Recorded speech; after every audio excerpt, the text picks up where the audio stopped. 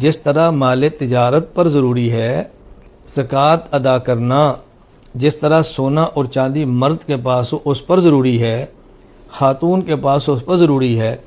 اسی طرح اگر کسی خاتون کے پاس زیور ہو اور وہ 52.5 تولہ چاندی کے برابر چاندی ہو یا 7.5 تولہ سونے کے برابر سونا ہو، یا کچھ سونا ہے اور کچھ چاندی کے زیور ہیں،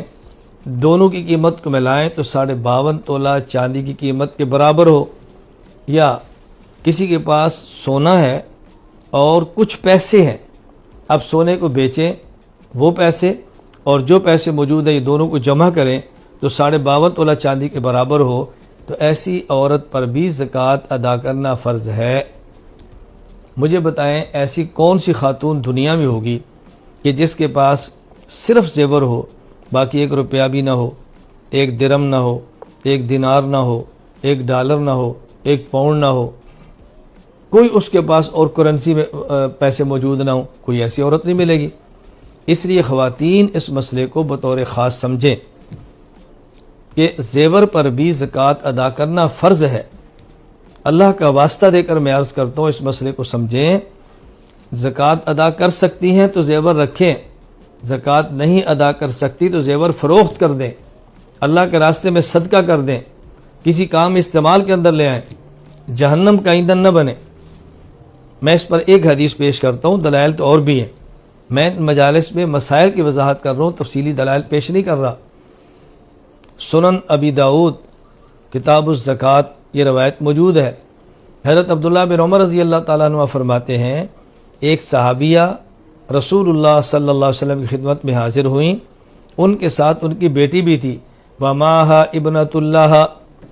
اور وہ بیٹی وفی ید ابنتها مسکتان غلیظتان من ذہب، ان کی بیٹی کے ہاتھ میں سونے کے 2 بھاری کنگن تھے، سونے کے 2 کنگن پہنے ہوئے تھے۔ تو رسول اکرم صلی اللہ علیہ وسلم نے پوچھا، اتعطین زکوٰۃ ھذا، کیا تم اس کی زکوٰۃ ادا کرتی ہو؟ اس نے کہا اللہ کے رسول میں تو ادا نہیں کرتی۔ فرمایا،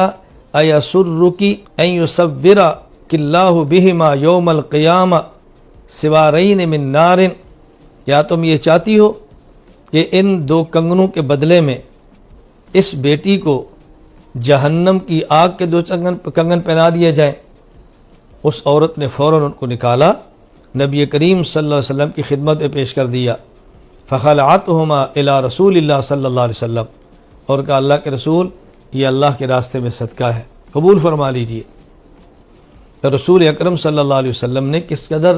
سخت تنبیہ فرمائی ہے۔ نبی کریم صلی اللہ علیہ وسلم تنبیہ فرمائیں، رسول اکرم صلی اللہ علیہ وسلم پر زیور پر زکوٰۃ کی بات فرمائیں۔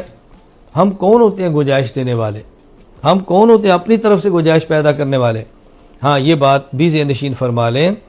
مرد کے لیے سونے کی انگوٹھی پہننا حرام ہے، چاندی کی زیادہ سے زیادہ 4.5 ماشا تک اجازت ہے، مستحب یہ بہتر یہ بھی نہیں۔ اگر مرد کے پاس بھی سونے کی انگوٹھی یا کوئی اور سونے کا زیور موجود ہو، بعض مردوں کو بھی شوق ہوتا ہے وہ کنگن پہنتے ہیں، بعض مردوں کو شوق ہوتا ہے انگوٹھیاں پہنتے ہیں، اللہ تعالیٰ حفاظت فرمائے، اس مرد پر بھی اس زیور پر زکوٰۃ فرض ہوگی۔ تو زکوٰۃ عورت تو پہنتی ہے، اس کو اچھا لگتا ہے، زیب و زینت اس کی شان کے لائق ہے، لیکن مرد اگر زیور پہننے کا جرم کرتا ہو، ذہن نشین فرما لیں کہ اس پر بھی زکوٰۃ ادا کرنا ضروری ہے۔ میں جو بات سمجھانا چاہ رہا تھا وہ یہ کہ زیورات پر بھی زکوٰۃ ادا کرنا لازم اور ضروری ہے، اس میں کوتاہی ہرگز نہیں کرنی۔